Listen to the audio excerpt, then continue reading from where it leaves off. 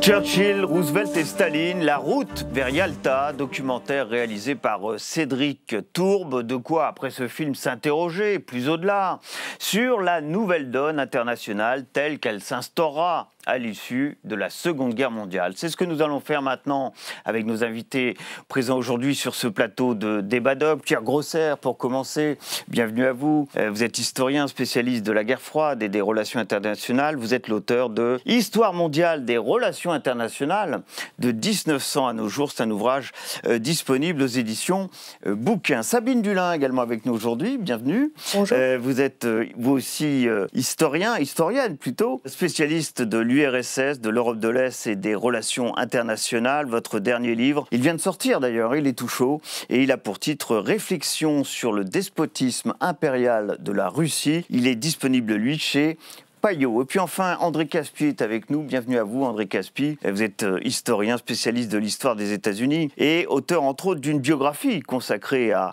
Franklin Roosevelt. Il a une biographie qui est d'ailleurs disponible chez Tempus Perrin. On vient de voir ce film, cette route vers Yalta. Yalta, dans la mémoire collective, c'est là où les trois grands alliés, avec évidemment ces leaders que sont Staline, Roosevelt et Churchill, se sont partagés le monde. Voilà ce que dit en général la légende.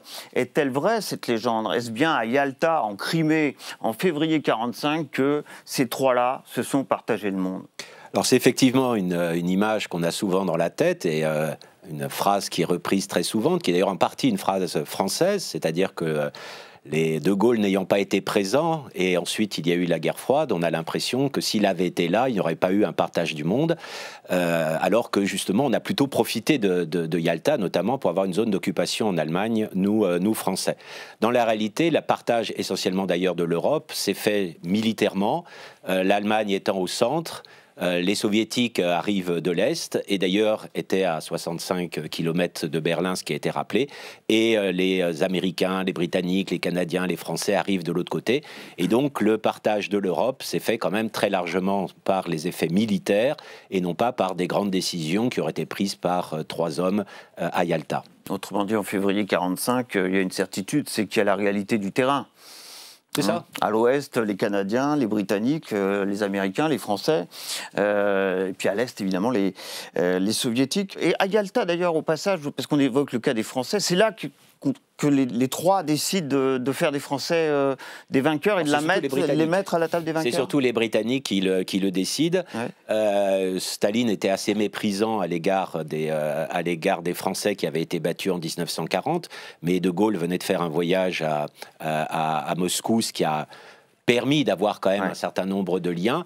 Et ce qui est assez intéressant aussi, c'est que quand on lui dit à Staline il faut changer un peu le gouvernement polonais, eh bien qu'est-ce qu'il répond? Moi je me suis pas occupé du gouvernement français, j'ai pas voulu adjoindre des personnes de mon choix au gouvernement reconnu par les Britanniques et les Américains, le gouvernement provisoire de la République française. Alors autre légende peut-être autour de Yalta, les Soviétiques en seraient sortis grands vainqueurs sur plusieurs aspects, notamment l'aspect territorial. Quelles étaient les intentions des Soviétiques, les objectifs principaux des Soviétiques à l'occasion de cette conférence, qui se tenait d'ailleurs en Crimée, en terre soviétique à l'époque? Alors je crois que la victoire soviétique, elle est militaire, comme on vient de le dire, donc de toute façon, les choses étaient acquises à partir du moment où l'Europe de l'Est était déjà occupée par l'armée rouge. Je reviens quand même sur cette idée du partage de Yalta, partage du monde de Yalta. Je pense qu'effectivement, il y a un certain nombre de peuples qui ont eu cette vision-là, comme par exemple les Polonais, bien évidemment, puisque c'est évident que le fait que les alliés anglo-saxons aient entériné finalement l'état de fait militaire du côté de l'Est de l'Europe, a donné l'impression évidemment qu'on ne donnait pas la parole du tout et que les pays d'Europe de l'Est étaient des objets de la grande politique. Bon. Mais dans les faits, effectivement, qu'est-ce que voulaient Staline et les Soviétiques? Ce qu'ils voulaient, c'était le fameux glacis de sécurité qu'ils avaient recherché depuis les années 30, par le biais d'un accord avec Hitler, au moment du pacte germano-soviétique. Le pacte germano-soviétique, voilà, 1939. Avant qu'il y ait un retournement de situation avec l'attaque l'attaque hitlérienne de l'opération Barbarossa en juin 1941 et qui a fait qu'à partir de là, eh bien, la conquête de l'Europe de l'Est va devenir aussi une reconquête contre l'Allemagne hitlérienne et donc va entraîner la victoire soviétique. Mais dans tous les cas, cordon de sécurité, ce fameux glacis, il faut le comprendre comme un cordon de sécurité que les soviétiques jugeaient nécessaire et qui incorporerait les pays d'Europe orientale plus ce que vous venez d'évoquer, ce qu'avaient été les conquêtes en réalité de 39-40 côté soviétique. C'est ça. Mais on parle tout de même des pays baltes. Les pays baltes, la Pologne orientale, une partie de ce qu'on appelle la Bessarabie et la Bucovine, qui étaient des parties qui donc étaient en Europe du Sud-Ouest. Donc tout ça avait déjà été acquis en 1940. 39-40, et donc réactualisé à la sortie de la guerre. Sur ce, les Alliés n'ont pas donné leur accord à l'annexion des pays baltes, donc c'est resté une annexion non autorisée du point de vue des Alliés. Donc il y a évidemment une volonté du côté de Staline de consolider cet ancrage, cette emprise sur l'Europe de l'Est, avec derrière, tout simplement, la vision stalinienne des choses, c'est-à-dire que la démocratie telle que l'entendent Roosevelt et Churchill n'a pas véritablement lieu d'être, et donc l'important, c'est d'avoir des gouvernements qui sont loyaux à l'égard de Moscou. C'est ça leur problématique, et bien évidemment que là, il y a une négociation qui va se jouer, notamment à Yalta, avec les autres alliés qui voudraient arriver à maintenir des gouvernements pluralistes à l'est de l'Europe. Ils vont tout faire pour, sans y réussir, bien sûr, parce que Staline n'entend pas du tout jouer cette carte-là. Alors ça, on va y revenir sur ce qui sera ce partage de l'Europe après la fin de la guerre en Europe. Yalta, alors on l'a vu, Roosevelt très très affaibli, avec ce voyage très long qui nous est très bien décrit d'ailleurs dans ce documentaire. Franklin Roosevelt va décéder d'ailleurs 2 mois après Yalta. Il décède en avril 1945, Yalta c'est février 1945. Alors ce qu'il est beaucoup dit concernant les États-Unis sur Yalta, c'est que Roosevelt veut, que les Soviétiques entrent en guerre, une fois que celle-ci sera terminée en Europe, entrent en guerre contre les Japonais dans le Pacifique, et 2, il tient beaucoup à la mise en place de l'ONU, l'Organisation des Nations Unies, et la mise en place d'un droit international. Voilà les objectifs de Roosevelt tels qu'on le lit la plupart du temps. C'est la réalité? C'était ça les objectifs principaux de Roosevelt en allant à Yalta? Oui, c'est-à-dire qu'en fait, ce qu'il faut retenir, je crois, c'est non seulement les ambitions de Roosevelt, mais l'état de santé de Roosevelt. C'est-à-dire que c'est là que se joue le débat historiographique. Il ne faut pas oublier non plus que, comme vous l'avez rappelé, les États-Unis sont en guerre contre le Japon. Et je crois qu'en Europe, on a tendance à l'oublier. Or, depuis 1941, c'est-à-dire depuis l'attaque japonaise sur la base américaine de Pearl Harbor, il y a une guerre dans le Pacifique qui est extrêmement dure pour les Américains, qui n'est loin d'être terminée en février 1945. Et donc, l'une des raisons pour lesquelles Roosevelt souhaite que cette guerre en Europe prenne fin dans les meilleures conditions, c'est qu'il sait que le conflit doit se poursuivre en Asie. Et puis il y a un autre aspect qui est très important. Roosevelt était déjà membre du gouvernement des États-Unis pendant la Première Guerre mondiale. Il était l'adjoint du secrétaire à la marine. Il a bien connu Woodrow Wilson. Woodrow Wilson, qui est l'inventeur de la Société des Nations.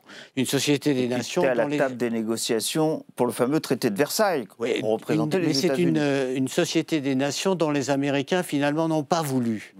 Et le but de Roosevelt, c'est en somme de rétablir cette autorité internationale qui correspond en somme à l'un des objectifs de la diplomatie des États-Unis et notamment de celle de Roosevelt. Alors la question évidemment qui est débattue, c'est de savoir si Roosevelt était en état physique ou non de négocier avec Staline. Mais en même temps, ce qui est intéressant dans le documentaire que vous avez présenté, ce sont les relations entre la Grande-Bretagne et les États-Unis. Ce sont des relations étroites et en même temps des relations méfiantes. C'est-à-dire que pour les Américains, la Grande-Bretagne a des visées impérialistes. Et on peut évidemment lui faire confiance parce qu'on parle la même langue, ou presque. Mais d'un autre côté, il faut se méfier. Parce que les intérêts de la Grande-Bretagne ne sont pas forcément les intérêts des États-Unis. Ce qui fait que Roosevelt se trouve en face de Staline, mais petit à petit, et on le voit bien dans le documentaire, il prend ses distances à l'égard de Churchill. Et je crois que c'est là, en somme, l'un des aspects le plus frappants qui se déroule dans cette conférence de Yalta.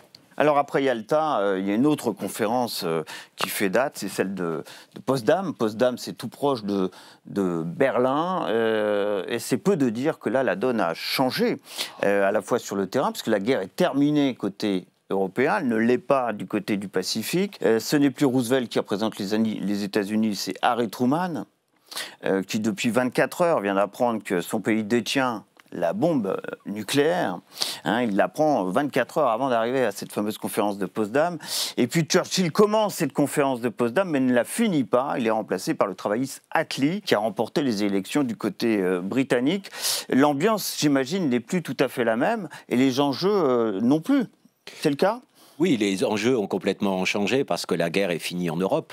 Donc la conférence de Yalta, c'est aussi comment est-ce qu'on va finir la guerre. Tandis qu'à Potsdam, la guerre en Europe est terminée et les relations se sont dégradées entre les deux. Alors par rapport à ce qui est dit dans le documentaire, on a un certain mépris pour Attlee, mais aujourd'hui on considère que c'est un des plus grands hommes politiques du XXe siècle au Royaume-Uni. Et du côté de Truman, il ne faut pas exagérer non plus le fait qu'il soit devenu le petit gars du Kansas qui parle fort à Staline. C'est vraiment des débats de fond sur qu'est-ce qui aurait pu se passer pour éviter la guerre froide. Vous avez des historiens qui disent si Roosevelt, qui avait essayé de dialoguer avec Staline, avait essayé de faire confiance avec Staline, avait encore vécu, eh bien, il n'y aurait peut-être pas eu la guerre froide. De l'autre côté, si on estime qu'il y avait des ambitions de la part de Staline, on dit qu'il aurait fallu l'arrêter plus tôt, et donc Roosevelt a été beaucoup trop gentil. Et ceux qui estiment que Roosevelt, même s'il avait vécu plus longtemps, n'aurait peut-être pas continué à être... Parce que les derniers messages à Staline ont été plutôt rudes, parce qu'il avait l'impression d'être en partie trahi par Staline. Eh bien, du côté de Truman, on a plutôt continué la politique de collaboration, notamment parce qu'on avait encore besoin, malgré la bombe atomique, des soviétiques pour gagner la guerre contre le Japon. Donc il ne faut pas exagérer, si vous voulez, puisque vous avez rappelé les participants, la rupture entre les deux moments. Mais évidemment, du côté soviétique, on a une grande satisfaction, c'est d'être les grands vainqueurs, ceux qui ont pris Berlin. Ça, c'est évidemment une évidence. Et deuxième élément qui est très important, c'est pas tellement par rapport à la bombe atomique, parce que ça n'a pas été une surprise quand Truman a dit qu'il y avait une bombe atomique, parce qu'il y avait le renseignement. D'ailleurs, à Yalta, il faut rappeler que les positions des Anglais et des Américains étaient très largement connues de Staline à cause justement de ce renseignement et des espions, notamment britanniques, donc des Britanniques qui donnaient des renseignements à Staline de l'autre côté. Donc évidemment à Potsdam, c'est plutôt un Staline triomphant, un peu moins souple qu'il ne l'était auparavant. Ce qu'il attend toujours, qu'il attendait déjà à Yalta, c'est la reconnaissance finalement de tout ce qu'il a pu obtenir pendant la guerre. Et notamment ce qu'il a obtenu depuis 1939-40, c'est-à-dire une reconnaissance internationale qu'on accepte. 39-41, c'était pas accepté. Le fait de prendre la Pologne, les pays baltes. Donc il attendait cette reconnaissance, et petit à petit il s'aperçoit que c'est difficile dans les relations avec les Occidentaux parce qu'il se crispe sur un certain nombre de sujets, notamment les gouvernements des pays de l'Est, parce qu'ils trouvent qu'ils n'ont pas la possibilité d'avoir leur regard sur ce qui se passe à l'Est. Il incarne la continuité, d'une certaine manière, Staline, de fait, dans cette conférence de Potsdam. Oui. Et puis, il y aura la suite, il y aura cette fin de la guerre dans le Pacifique. Alors, officiellement, c'est le 2 septembre 1945, la capitulation du Japon. Alors, on n'en parle pas souvent, mais Staline rentrera bel et bien en guerre du côté du Pacifique, trois mois après la fin de la guerre en Europe. Et il fera, lui aussi, des conquêtes territoriales. Et là aussi, sans être invité, d'ailleurs, à la capitulation des Japonais. En fait, évidemment que pour lui, c'est un moyen d'acquérir notamment les îles Kouriles à la fin de la guerre. Mais je voudrais revenir quand même sur donc la vision dans le documentaire de démocratie faible. Oui. avec Attlee, Truman, etc. Et donc avec des changements de personnel politique, finalement. Puis de l'autre, une sorte de stabilité, un seul homme qui sait exactement où il va, etc. Alors, moi, je voudrais quand même relativiser ça, parce que, Staline et l'Armée rouge, ce sont les grands vainqueurs sur le plan territorial en Europe. Ça, c'est incontestable. Il y a une occupation de la moitié de l'Europe par les forces soviétiques. Mais il faut voir dans quel état se trouvent l'Union soviétique et l'Europe de l'Est, totalement dévastées, des pays totalement détruits, et une saignée sur le plan des effectifs militaires, mais même des civils, qui est absolument énorme. Donc il faut bien voir qu'en 1945, je veux dire, il y a des pays qui peuvent vraiment être hyper résilients tout de suite. Alors évidemment, les États-Unis se sont enrichis pendant la Seconde Guerre mondiale, mais même, on voit bien comment la France et l'Angleterre ça va être le début des 30 Glorieuses, avec le welfare state, la sécurité sociale, etc. Et à côté, on a ce qu'on peut appeler une puissance pauvre. C'est-à-dire que l'URSS, c'est une puissance, certes militaire et géopolitique, mais où vraiment on a un niveau disons, de vie extrêmement bas, avec véritablement une population complètement sacrifiée. C'est-à-dire que la victoire de Staline, c'est aussi une victoire qui s'est faite au prix de millions de morts. Et ça, on le voit bien à Potsdam, puisque un des objectifs de Staline, c'est les réparations. C'est d'obtenir le plus possible d'usines, et de ce point de vue-là, il aura gain de cause, Staline, de ce point de vue-là. Et il n'obtient rien du tout. Ouais.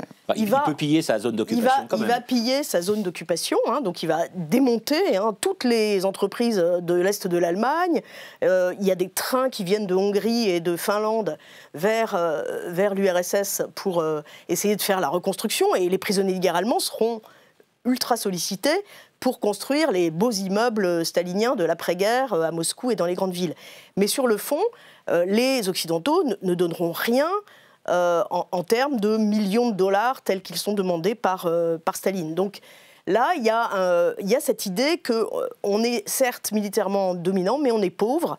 Et d'ailleurs, l'aide américaine financière va durer jusqu'au plan Marshall, jusqu'à 1947. C'est-à-dire qu'on a des aides d'organismes qui sont reliés donc à la nouvelle ONU, qui viennent essayer d'aider à la reconstruction en Pologne, etc. André Caspi, après la fin de la guerre en Europe, est-ce que les États-Unis se sont désintéressés du sort des peuples américains, de cette idée qu'il faudrait que les peuples votent librement, notamment ça aussi, ça a été sur la table des négociations dans les territoires libérés, et on verra que ça n'a pas été le cas du côté de l'Europe orientale. C'est-à-dire qu'en fait, en 1945, les États-Unis ont cessé d'être isolationnistes. Ils sont interventionnistes, ils sont présents partout. Ils sont présents en Europe, ils sont présents en Asie, bien sûr sur le continent américain, mais cela veut dire que pour les États-Unis, la Seconde Guerre mondiale, c'est une rupture par rapport à toute leur histoire. Ça veut dire que désormais, les États-Unis deviennent la première puissance européenne, au même titre qu'ils sont la première puissance asiatique, puisque le Japon a été défait et que le Japon n'a qu'une ambition, c'est de se réconcilier avec les États-Unis. Et la meilleure preuve, au fond, c'est qu'aujourd'hui même, on peut considérer que le Japon est l'un des grands alliés des États-Unis. Donc ça veut dire qu'il y a une rupture, et cette rupture, on la doit précisément à Franklin Roosevelt. Alors bien sûr, le président est affaibli, bien sûr, il commet des erreurs, bien sûr, il se fait souvent manipuler par Staline ou par Churchill. Mais il n'empêche que ce président-là a présidé à une révolution diplomatique, une révolution industrielle, une révolution politique, et que c'est essentiel, non seulement dans l'histoire des États-Unis, mais dans l'histoire du monde.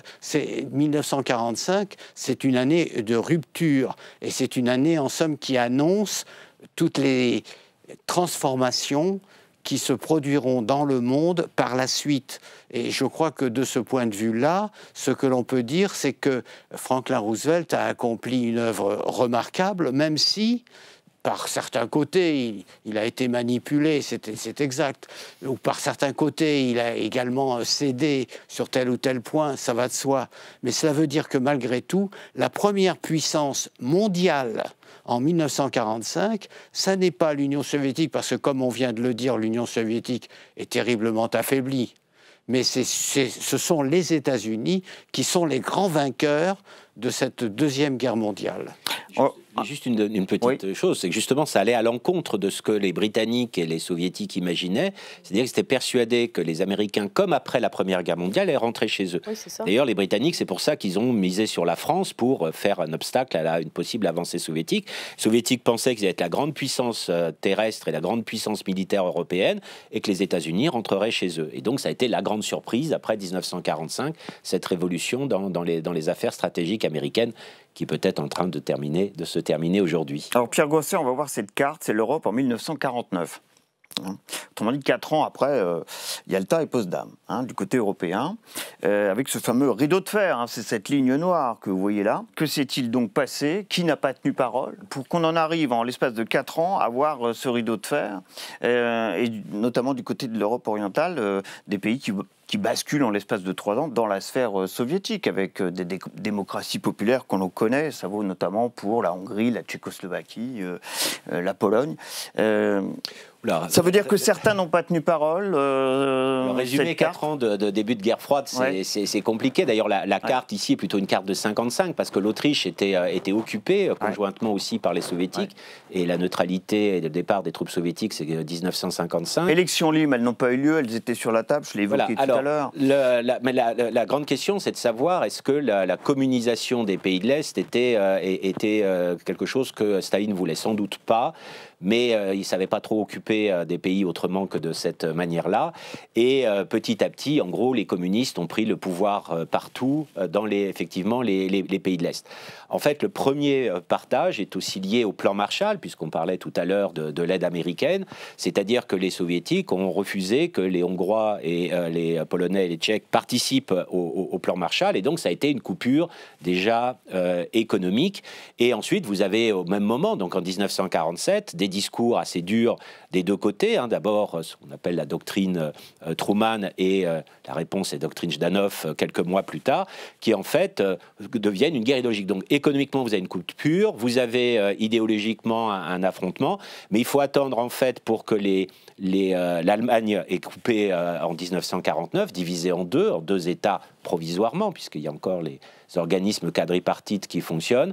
En fait, c'est vraiment avec la guerre de Corée qu'on a la militarisation, donc à partir de 1950, qu'on a une vraie division idéologique militaire durable en Europe.